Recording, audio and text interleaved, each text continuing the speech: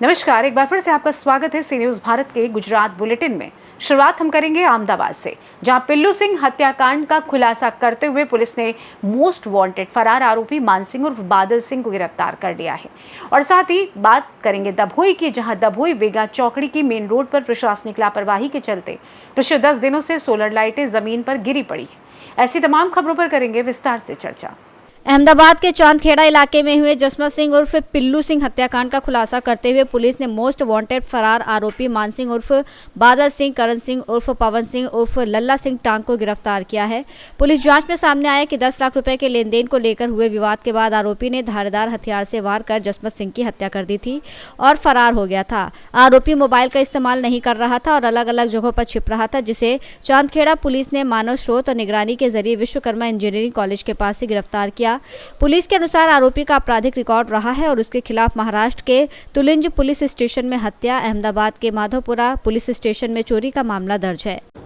गई तारीख 12/5/2026 થી 13/5/2026 એટલે કે નાઇટમાં એક ફરિયાદી શ્રી અજીત કૌર વાઇફ ઓફ જસમત કૌર ઉર્ફે પિલ્લુ સિંહ નાઓની ફરિયાદ આધારે પોતાના પતિ જસમત સિંહ ઉર્ફે પિલ્લુનો આ કામના આરોપી માનસિંહ ઉર્ફે બાદલ નાઓએ મર્ડર શરીરે અનેક છરીના ઈજાના ઘા પહોંચાડી મર્ડર કરેલ હોય, જે બાબતે જે તે સમયે ગુનો દાખલ કરવામાં આવેલો હતો।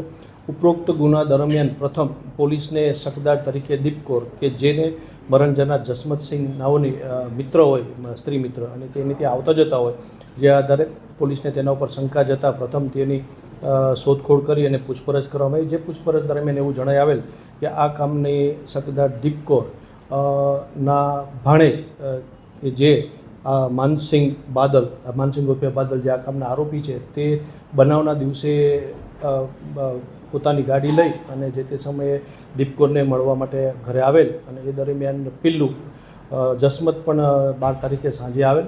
તેઓએ સાથે બેસી અને ત્રણેય લોકો જમેલા, ત્યારબાદ સોડા પીવા પણ સાથે ગયેલા, ત્યાં પણ સામાન્ય બોલાચાલી થયેલી।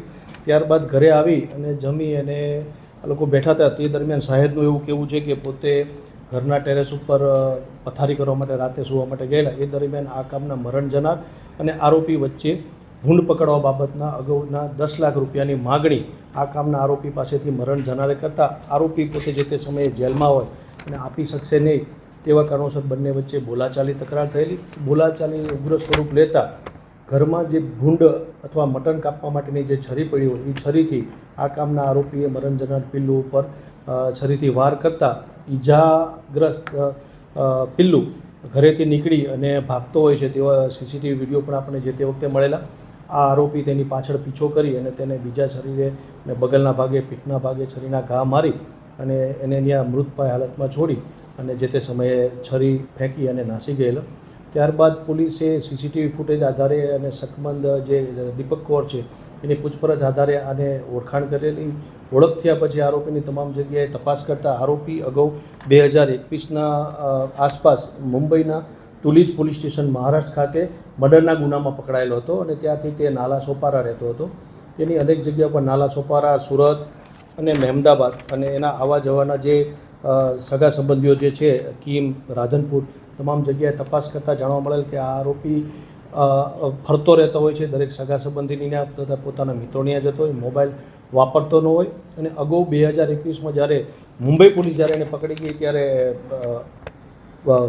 ચાંદખેડા પોલીસ સ્ટેશનના વિશ્વકર્મા કોલેજની બાજુમાં છાપરા છે, જ્યાં આ કામના આરોપીના માસી અને નાની રહેતા હતા અને જે ફુગા વેચવાનો ધંધો કરતા હતા, એ જગ્યા ઉપરથી પકડી ગયો એટલે એવી શંકા હતી કે હજી પણ એ લોકો ફુગા વેચવા માટે ત્યાં આવતા હોય તો આરોપી આવે એવી શંકા હોય, જેથી સદંતર ચાંદખેડા પોલીસ અને એના સર્વેલન્સના માણસોની ડીસીપી સાહેબની સૂચના મુજબ સતત વોચ હતી અને એ વોચ દરમિયાન માહિતી મળેલ અને માહિતીના આધારે ગઈકાલે આરોપીને આ જગ્યા ઉપરથી પકડી પાડવામાં આવેલ છે।